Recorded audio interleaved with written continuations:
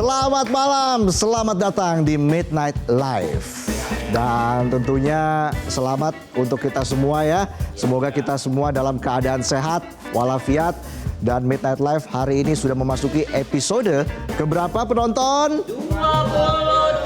23. 23. Baik, kita akan langsung menyaksikan Midnight Live.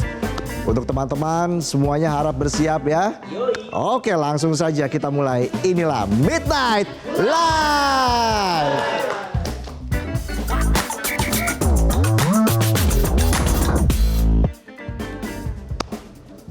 Oke, pemirsa, kita akan mengawali informasi yang pertama. Ya, kita akan lihat nanti seperti apa berita yang kita bawakan di monolog di segmen satu ini ya. Penonton, sehat semua? Sehat. Tebak-tebakan dong. Tebak-tebakan? Yoi. Nanti kita lihat tebak-tebakannya ya. Tapi tentunya kita juga akan menyaksikan sejumlah informasi yang menarik di Midnight Live hari ini. Kita akan melihat ada informasi dari dunia politik, dari dunia hukum, dan juga dari dunia lain tidak ada di sini ya. Iya, dan tentunya penonton apa kabar? Iya, karena harus sehat ya. Itu penting sehat biar kita bisa panjang umur. Kita langsung ke berita yang pertama. Selamat datang di negeri tempat di mana aturan berubah. Tidak selamanya demi rakyat, tapi demi yang punya jabatan dan bisa senyum di kamera tiap potong pita. Jadi Undang-Undang BUMN 2025 resmi disahkan dan isi pasalnya, Paduka coba dengarkan baik-baik informasi yang saya sampaikan ini. Direksi, komisaris, dewas BUMN sekarang bukan penyelenggara negara. Padahal gajinya dari APBN, mobilnya dari negara, jalannya dikawal pakai plup-plup totot. Totot. Tapi pas ditanya, Anda pejabat negara? Tentu tidak. Saya cuma numpang hidup mewah tanpa beban moral. Bisa aja saya. Dan karena statusnya bukan penyelenggara negara, mereka nggak wajib lapor harta alias LHKPN ke KPK. BUMN keren. Kalau kemarin hasrat mencuri harus susah-susah cari celah, sekarang jalannya disediakan langsung lewat undang-undang resmi. Full support, all access. Kayak anak sultan dapat wristband konser band, bisa foto di backstage. KPK langsung mikir, bisa sih masih nyidik asal nyambung ke penyelenggara negara. Catat tuh harus ada yang nyambungnya. Ini KPK apa member MLM? Maaf Pak, kasus belum bisa diusut. Anda belum ada downline-nya. Gagal deh dapat voucher staycation bonus dirayain ulang tahun sama teman satu circle. Selamat ulang tahun, ini kue tart 48 jutanya. Tapi ya sebagai warga Indonesia cerah, kita harus optimistis, positif, berprasangka baik. Tenang aja, Indonesia itu cerah.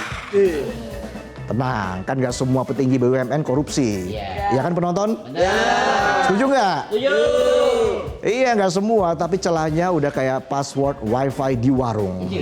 Bebas akses, tinggal nunggu siapa yang connect duluan.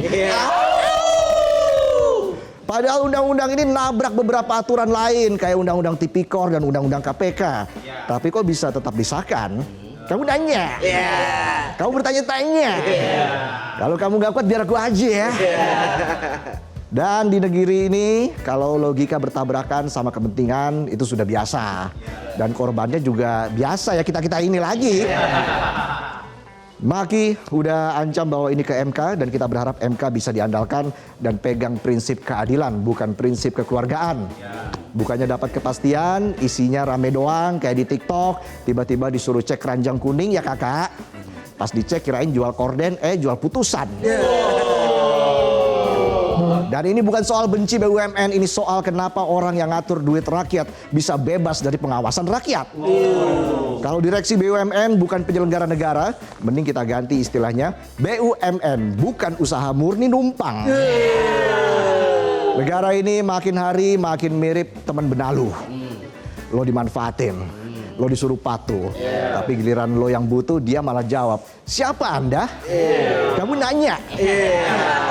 Kalau kamu nggak kuat biar aku aja ya. Iya. Dan ingat, di republik ini kadang bukan maling yang mikir gimana cara merampok uang negara, tapi seringnya negara yang mikir gimana caranya maling bisa tambah kaya.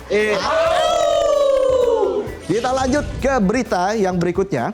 Di saat pejabat BUMN bukan lagi penyelenggara negara alias dibayar negara berstatus swasta, rakyat kita justru lagi susah-susahnya cari kerja. Per Februari 2025 jumlah pengangguran bertambah 83.450 orang. Totalnya jadi 7,28 juta jiwa. Lebih banyak dari populasi warga Singapura itu. Udah jumlahnya banyak banget, beban hidupnya juga berat banget. Pengangguran makin nambah, tapi lowongan kerja banyak syaratnya. Punya pengalaman berapa lama Anda? Nggak ditanya pengalaman, ditanya umur. Umur lolos ditanya, udah nikah apa belum? Belum nikah ditanya lagi, pelihara diskus nggak di rumah? Tahu nggak diskus, ikan diskus? Nggak punya ikan diskus ditanya lagi, punya kaktus joget nggak? Bisa aja serbet warteg. 7,28 juta nganggur, ini bukan teori konspirasi, ini data BPS resmi. Yang nganggur bukan cuma fresh graduate, tapi juga stress graduate. Orang-orang yang nyoba semua bidang, hasilnya mohon maaf, Anda belum beruntung. Menaker bilang, pengangguran naik karena lulusan baru banyak. Come on. Tiap tahun ada wisuda Bapak. Terus anak kuliah disuruh lulus lebih lama. Kalau semua yang lulus dianggap beban, mending kuliah aja terus. Nambah aja SKS-nya, SKS. Sabar, kerjanya entar, sabar lagi. Minimal statusnya mahasiswa, bukan nganggur di rumah. Solusi dari Kemnaker, pelatihan kerja dan vokasi. Pengangguran bukannya dikasih pekerjaan, tapi dikasih pembelajaran. Bisa-bisa ditanya sama tetangga tuh ya. Bang, gue lihat kok lo di rumah aja nih, nggak kayak yang lain di tongkrongan. Gue kan jaga kesehatan biar besok gue nganggurnya nggak telat. Job fair di mana-mana, tapi mirip giveaway selebgram yang ikut banyak, yang dapat dikit. Ekonomi rakyat tuh jalan bukan karena regulasi, tapi karena kepepet di rumah sudah nggak punya nasi. Karena di negeri ini kamu boleh nggak punya kerjaan, asal tetap punya kuota. No problem, nggak ada duit di dompet, asal nggak ketinggalan tren joget. Numpa, RX Kid. Teng teng teng teng teng, teng teng teng teng teng. Iya. Di republik ini nganggur itu bukan pilihan kata orang. Kalau rezeki nggak kemana, tapi di situ-situ aja dan buat yang itu-itu aja. Bisa aja saya. Penonton masih semangat nggak? Selama lapangan kerja masih sempit dan koneksi masih jadi syarat, jangan heran kalau pengangguran makin banyak karena sistemnya bukan cari orang yang bisa kerja, tapi Anda kenal sama siapa. Baik, kita ke berita yang ketiga. Kalau negara susah nyediain lapangan kerja, rakyat akhirnya cari celah. Dari jualan online, jadi tukang joki skripsi, sampai jual data retina. Cuma modal mata, nggak pakai ditanya lulusan mana, pengalaman berapa lama, umur berapa, langsung bawa pulang ratusan ribu rupiah. Tapi ingat, itu bukan giveaway, itu lelang identitas. Di negara lain mata dipakai buat baca buku. Di sini mata rakyat di-scan buat dapat duit, belum termasuk parkir, gorengan, dan segelas kopi sasetan. Kopi bayar nanti. Scan dulu, baru bayar. Iya lagi. Mata itu sidik jari generasi 4.0. Sekali bocor, bye-bye privacy. Katanya buat identitas digital masa depan. Mau kerja aja susah, gimana lihat masa depan? Untungnya Komdigi sadar, begitu rame kantor WorldCoin langsung ditutup kayak warnet yang ketahuan buka slot tengah malam. Komdigi pun siap panggil pengembangnya dan akhirnya kantor WorldCoin ditutup. Sebelumnya ada jalan pintas lain yang digemari rakyat buat cari cuan, namanya Koin Jagat, masih inget nggak? Koin digital yang viral, yang sempat janjiin orang bisa kaya. Tapi faktanya bikin rusak fasilitas umum karena euforia. Akhirnya pengembang Koin Jagat dipanggil Komdigi dan seperti biasa minta maaf, rebranding, terus ganti nama. Tapi skemanya mirip-mirip lah, nggak jelas tapi menggoda. Kayak tebak-tebakan. Kopi apa yang paling enak? Kopi sah dengan dia. Rakyat kita bukan orang bodoh atau buta wawasan, tapi sudah putus asa dikasih harapan yang gak pernah kejadian. Kalau sistem masih susah ngasih penghidupan, jangan kaget kalau rakyat lebih pilih jalan pintas. Di negara tanpa keadilan ekonomi, rakyat akan dijual ke sistem oleh sistem. Kalau bukan kerja ya cari celah. Kalau bukan uang ya minimal dapat harapan palsu. Ini bukan soal retina dan koin jagat, tapi soal bagaimana menjaga kepercayaan rakyat. Dan berita yang terakhir, Midnight Friends. Jadi sekarang ada yang baru ketika Jakarta dinakodai gubernur baru.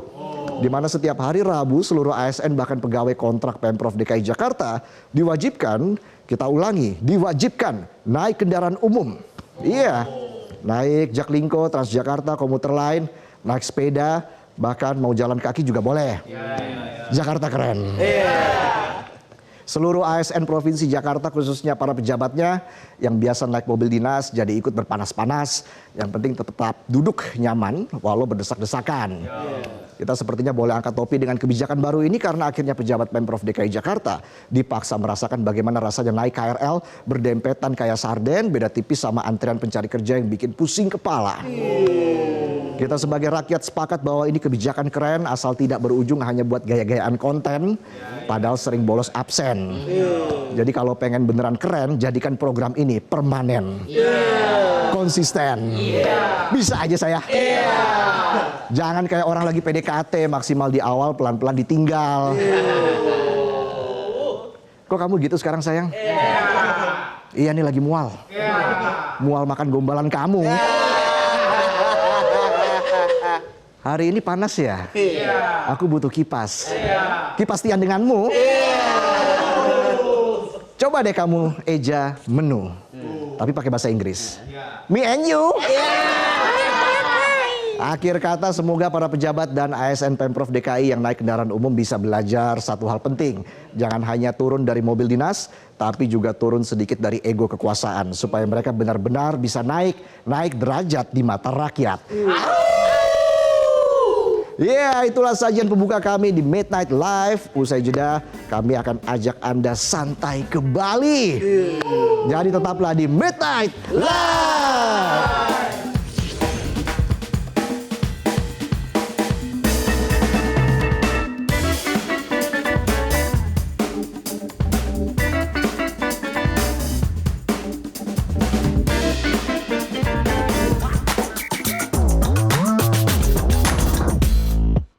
Jelajahi cara baru mendapatkan informasi. Download Metro TV Extend sekarang.